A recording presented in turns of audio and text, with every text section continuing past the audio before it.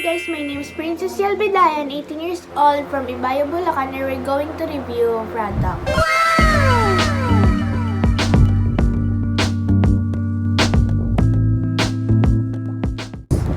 And this is Doowee Donuts, manufactured by Asiri Foods, and ibok na natin siya to tikman natin.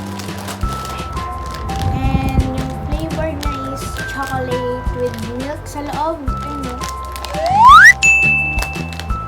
Tikman natin.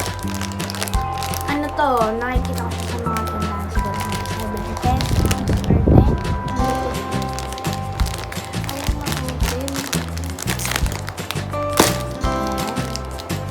Para siyang donut talaga. Sa mga nabibili.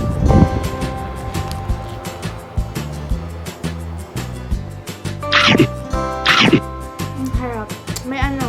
May milk siya sa loob. Nakikita niyo ba?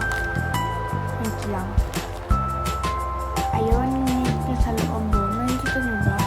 Yeah! Tamis. Sakto lang. Hindi siya yung sobrang tamis na yung parang 100% sugar level. And